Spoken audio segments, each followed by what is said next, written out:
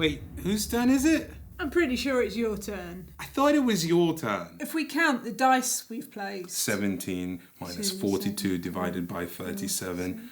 Oh, it's your turn to play Sky Team because it's very good. Sky Team asks a very simple question. Have you ever wanted to land an actual passenger airplane? To which, of course, the answer is... No! I don't know the first thing about planing. I don't want that kind of responsibility. Relax. You're not piloting an actual airplane just to pretend board game 1 with dice. Let me show you how it works. In Sky Team, you and one other person will play as the pilot or co-pilot responsible for landing this thing. You do that by placing dice one at a time on this true-to-life, accurate representation of a pilot's dashboard.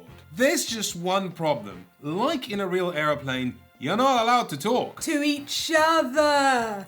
So that's fun, but if that wasn't enough, let us tell you about some of the other things you shouldn't do. Normally, when we explain a board game, we like to start by telling you how you win, because that gives you context for what you're doing in this game. With Sky Team, I will instead be telling you how you lose. This is the altitude track. It goes down by 1 at the end of every round. If you haven't reached the airport by the time it reaches 0, you crash and lose. If you overshot the airport at any point, you crash and lose. If you don't arrive at the airport before the last round, you crash and lose. As you fly towards the airport, there will be other airplanes in the way. You and your co-pilot can shoot them down from the sky with this radio action. If you fly over any of them, you crash and lose. Let's say your airplane reaches the airport on the penultimate round. On the last round, it needs to have a speed equal or lower to your brakes value. If it doesn't,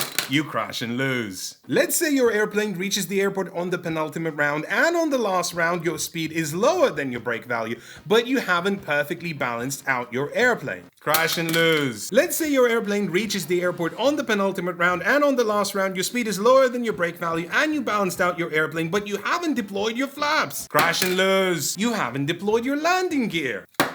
You tilt your plane too far to either side.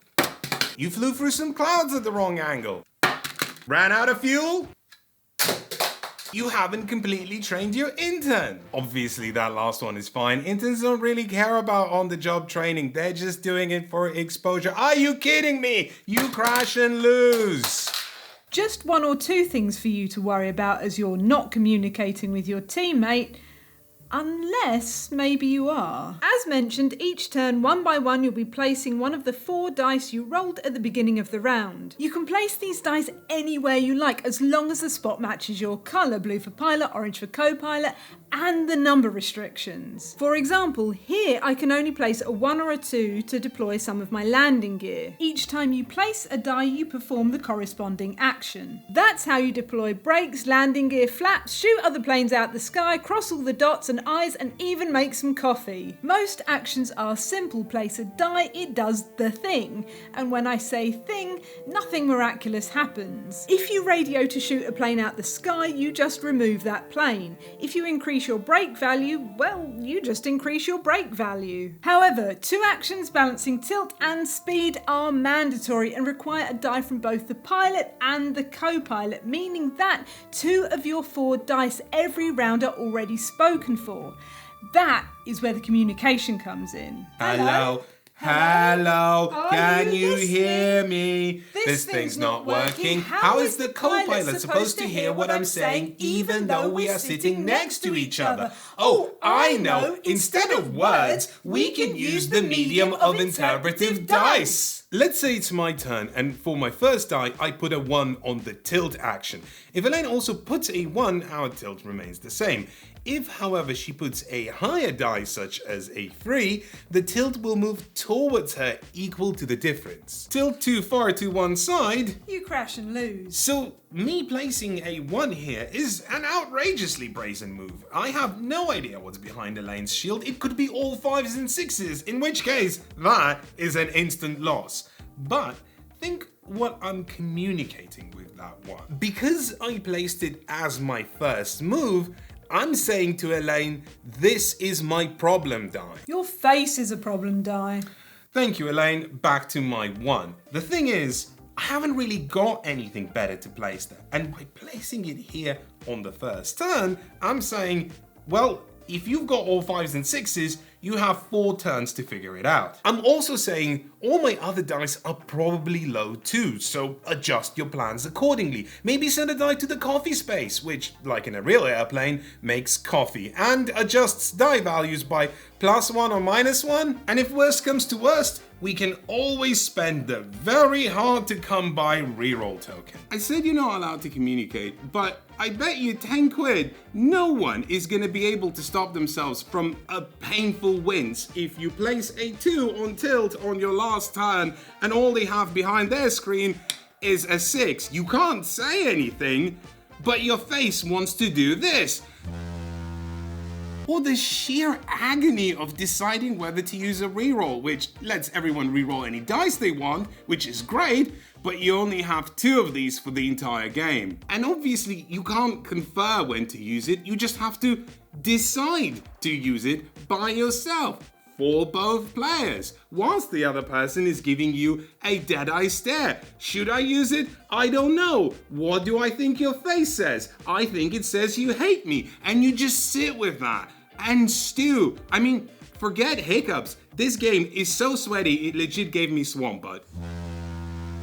What makes Sky Team a masterclass in board game design is that it knows how to de-escalate that tension in the most dramatic way. Die by die, move by move, mind read by mind read, you watch as you and your partner sync up and read each other, and your plan is maybe, possibly, just about coming together. Still in silence until that final dice placement where you are finally allowed to high-five each other and go, "Oh my god, that was perfect! How did you know I still had a 4 behind my screen when you put that 3 on speed?" Or the alternative to that, when someone makes one misstep, like the co-pilot forgetting that they need to shoot down an aeroplane and instead putting the die down to retract the flaps. And the mad silent scramble by both players to somehow find a fix before they cause an international catastrophe. Last year, everyone's darling was Heat, a racing game that did not simulate racing, but instead simulated high-drama movies about racing. Sky Team, along with obviously being a future mega hit, does exactly the same thing. It simulates not actual airplane landings, but movies about airplane landings. You're not playing a pilot, you're playing Tom Hanks, Denzel Washington, Gerard Butler, or maybe even Tom Butler. Who's Tom Butler? He's the actor that played the pilot in Snakes on a Plane. Oh. Why Snakes on a Plane? Because I needed a segue into the criticisms. This is not going to be long, don't worry. My only real criticism of Sky Team is that it's incredibly precise and particular with the timing of actions. You move forward at the exact moment someone places a second die on the speed action, for example, not at the end of the round. There's a reason for that. It lets you set up more strategic moves. If you can't shoot down the airplane that's 2 spaces away because you've only got dice with like 1s or 6s, you can move forward 1 space and now your 1 die is eligible to take that enemy passenger plane down. But that sort of thing can be very fiddly during the portion of the game that is meant to play out without people talking to each other, so it's tense. Oh, you forgot to move the flat marker, no longer tense. Aside from that, I mean, it's a dice game where you roll dice and the values matter. So it's tuned quite well at easier difficulty levels to that communicating without communicating action. But at more difficult scenarios, it's just, did we roll the right dice? Oh no, we didn't. Let's start over again. Which isn't really a criticism. Sky Team is an experience game and you can get better at it, but you don't play it to get better at it. You play it for kicks, and let me tell you, this airplane's got legs. Also, don't play this with strangers. In fact, don't even play it with like co-workers or acquaintances or anyone with whom you haven't developed a level of comfort where you can just sit together in silence and chill.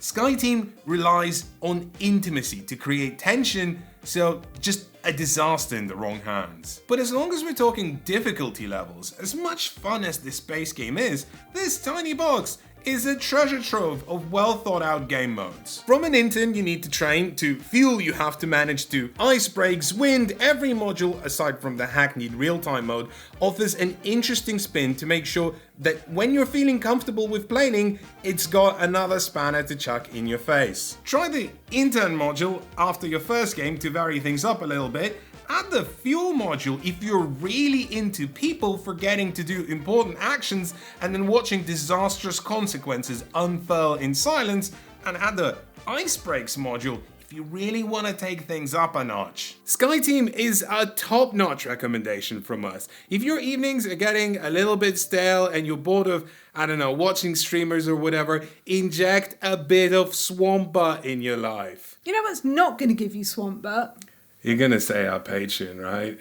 It's our Patreon. This video is brought to you by the power of our viewers and our viewers only. No review copies, no publisher sponsorships, just the support from the very people who watch this channel. If you'd like to contribute, please head over to patreon.com/no pun included. By giving us a bit of money each month, you're part of what makes independent media possible. Plus, you'll get bonus episodes of our podcast, Talk Cardboard. Do you know who supports us on Patreon? No? Gerard Butler. No, he doesn't.